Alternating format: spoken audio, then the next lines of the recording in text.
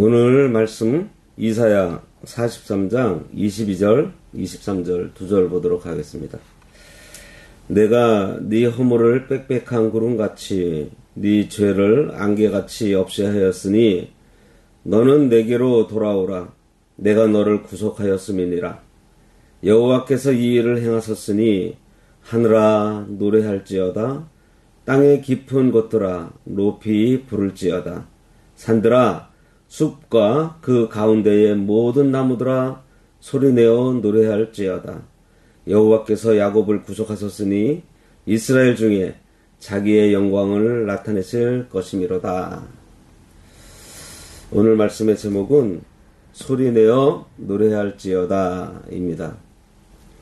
지난 시간에 준비한 것이 시간이 모자라서 중간에 멈췄는데요. 오늘 계속 이어서 보도록 하겠습니다. 앞에서 하나님의 은혜 중 구속의 은혜에 대해서 전하면서 이스라엘에게 이전에 너희가 야곱이었던 것을 상기시켜주고 새 이름 이스라엘아 하며 부르시면서 우리의 예쁜 성 자신을 돌아보며 죄인이었던 근본을 깨닫게 해주시고 구원의 은혜를 늘 생각하라고 했습니다. 그러면서 내가 너를 지었고 너는 내 종이라 이렇게 불러주셨어요. 이것은 결코 하나님에게서 잊혀지지 않을 것이라는 하나님의 확고한 약속입니다.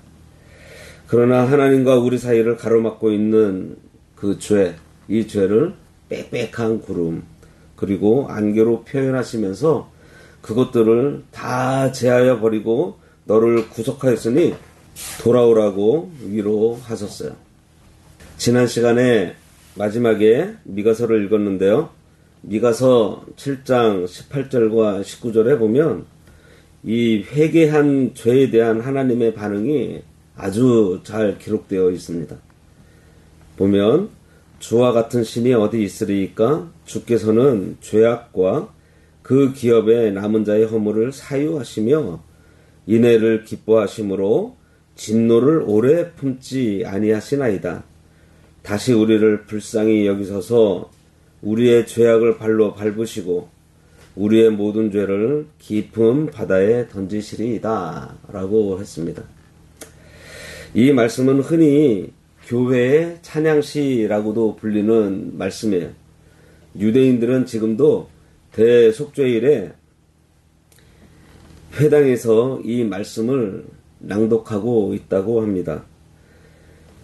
미가서의 이 말씀은 이스라엘의 죄악을 용서해 주시고 회복시켜 주시겠다고 약속하신 하나님의 은혜로우심, 그리고 하나님의 인애하심, 그리고 크신 권능을 찬양하고 있어요.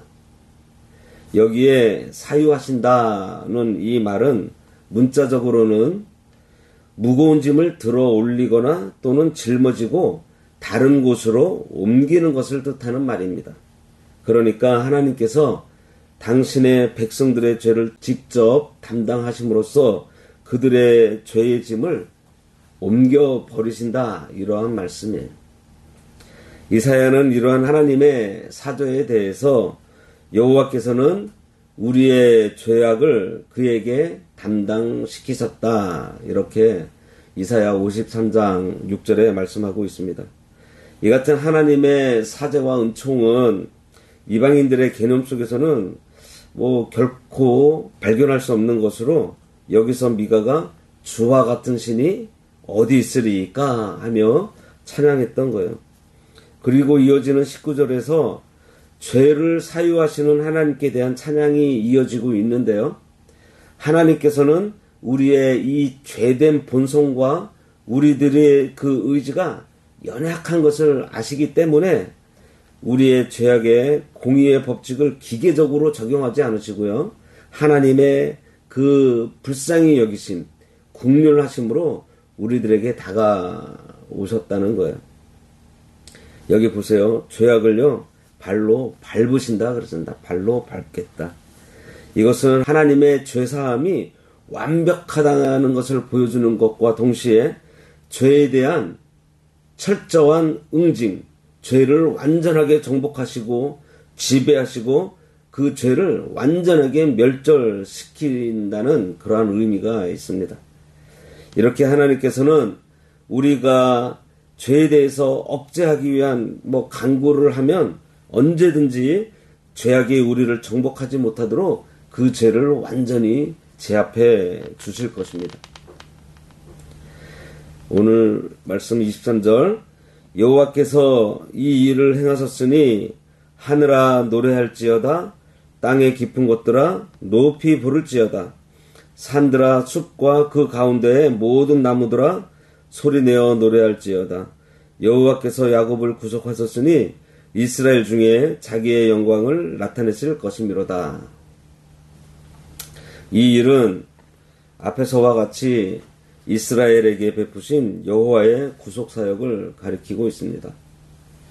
하늘아 노래할지어다, 땅의 깊은 곳들아 높이 부를지어다, 산들아 숲과 그 가운데의 모든 나무들아 소리내어 노래할지어다. 이스라엘의 회복에 대해서 온 세계 만방 그리고 온 자연이 함께 기뻐하며 노래를 부르라고 요청하고 있어요. 이것은 여호와께서 죄악된 이스라엘을 구속하신 사건이 너무나 감격스럽고 엄청난 일이고, 이러한 일은 어디서도 유례를 찾을 수 없는, 인간으로는 짐작도 못할 일로서 하나님의 사랑과 하나님의 권능이 나타난 위대한 일인 거예요. 자연 세계에 이와 같은 기쁨에 초청을 하고 있는 이유가 있습니다. 그것은 이스라엘이 이방의 압제를 당할 때에요, 이 자연도 함께 탄식과 고통으로 참여했기 때문입니다. 아담의 범죄로 인해서 이 온 자연 만물들이 함께 탄식과 고통에 빠지게 된 것과 마찬가지예요. 그리고 사실 자연 만물을 향해서 찬양하라고 한 것은요, 결국은 우리를 향해서 하시는 말씀이에요.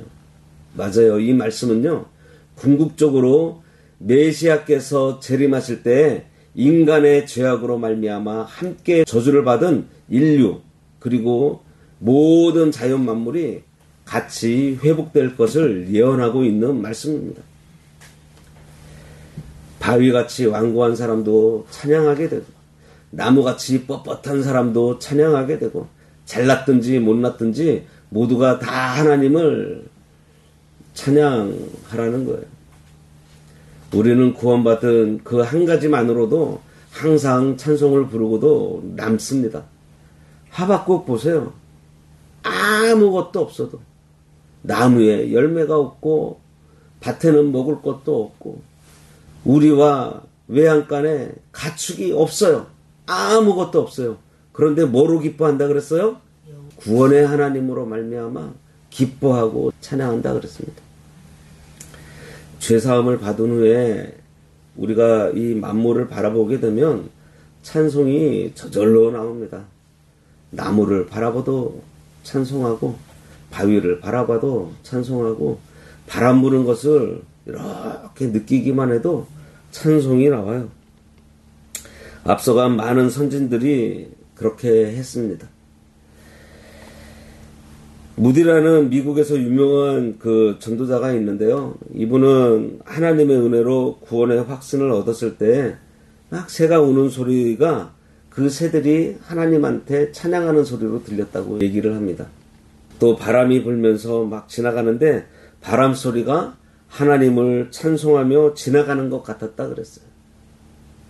믿기 전에는 태양을 보면 뜨겁고 더워 죽겠다고 불평했는데, 믿음을 가지고 난 후 태양을 보게 되면 그 태양이 어찌나 밝고 아름답고 웅장하게 느껴졌는지 모른다고 고백하고 있어요.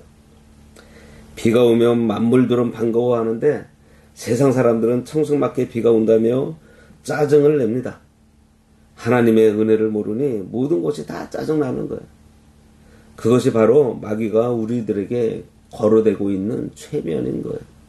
그러나 하나님의 은혜를 받은 우리들은, 성도들은 산을 바라보든지 무엇을 바라보든지 하나님의 은혜가 거기에 깃들여 있는 것을 깨달아서 감사하면서 찬송을 부르게 되어 있습니다.